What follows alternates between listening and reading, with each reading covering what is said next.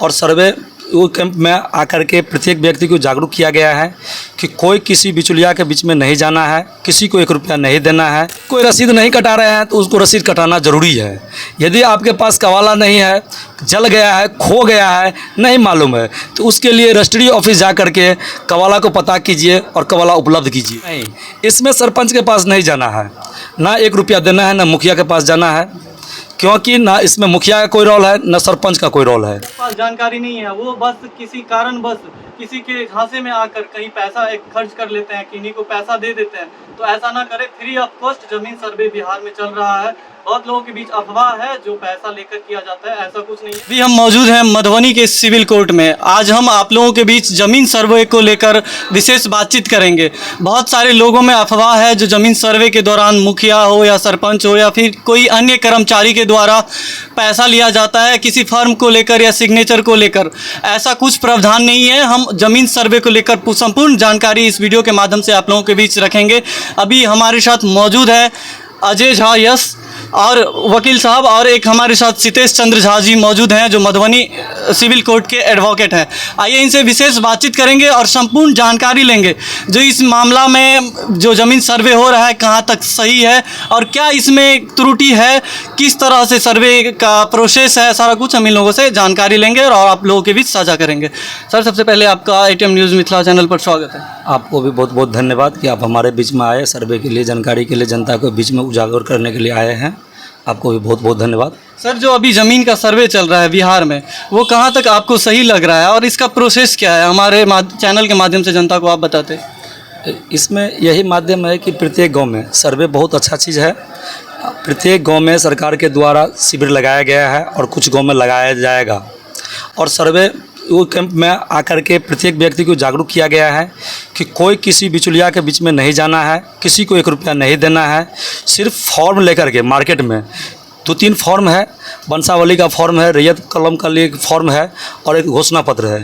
3 form भर के देना है। बंसावली के लिए अब बात था कि बंसावली बनाना है, पहले ब्लॉक से वो नहीं बनाना है, अपने हाथ से बंसावली लिख करके और देना है। उस वहाँ पर अपने हाथ से प्रमाणित करना है। उसके बाद फॉर्म भर करके जो एक कैंप लगा हुआ है सर्वे का प्रत्येक ब्लॉक में, वहाँ पर जमा करना है। उसमें आपके अपने ज़मीन के लिए पुराना खतियान यदि पैतृक संपत्ति है तो पुराना खतियान होगा, उसकी 6 प्रति कॉपी चाहिए। जमाबंदी मलगुजारी रसीद चाहिए जिसे जमाबंदी कहते हैं, वह चाहिए। यदि कवाला है तो सेल डीड कवाला चाहिए और उसके बाद जमाबंदी रसीद चाहिए। यह पेपर चाहिए और फॉर्म भर कर जमा करना है। किसी को 1 रुपया नहीं देना है। यदि आपके भाई भैयारी है उसमें आप बंटवारा कर लीजिए। बंटवारा का पेपर रजिस्टर्ड बंटवारा होना अनिवार्य है। यदि रजिस्टर नहीं है तो पर भी आप आपसी बंटवारा करके भी दे सकते हैं। जैसे सर, बहुत सारे लोग पहले जो होता था जो दान में दे देते थे, अपने बेटी को दान में दे देते थे या फिर अपने रिश्तेदार को दान में दे देते।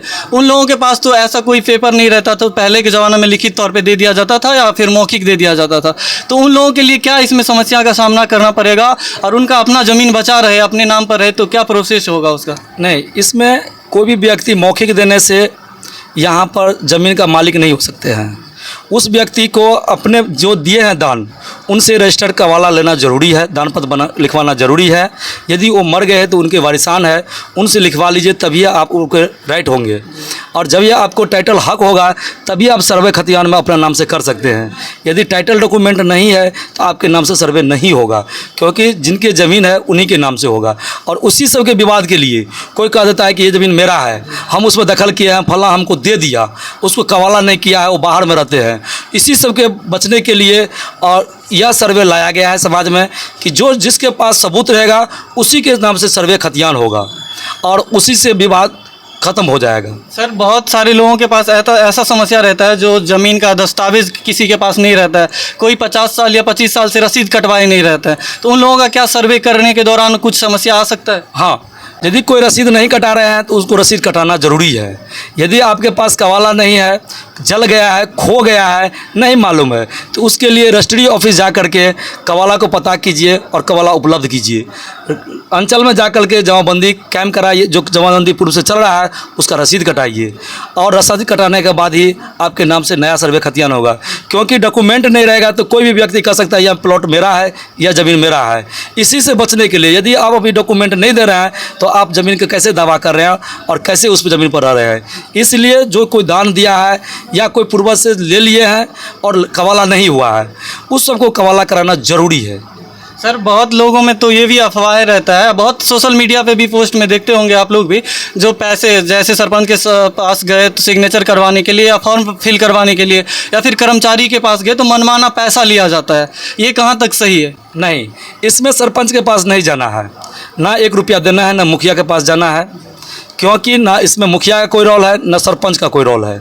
इसी सर तो सुनने में आया सर जो बहुत पैसा लगता है, बहुत लोगों का जिनको जानकारी नहीं है वो लोग कहते हैं जो इसमें सरपंच साहब के पास जाते हैं या कर्मचारी के पास तो पैसा मनमाना पैसा लिया जाता है। नहीं, तो ऐसा यदि कोई सरपंच ले रहे हैं तो गुनाह कर रहे हैं, उसके लिए बड़े पदाधिकारी को कंप्लेन किया जाए और वह उनके अधिकार में या आएगा, संज्ञान में लेंगे वो और उन पर कार्रवाई करेंगे।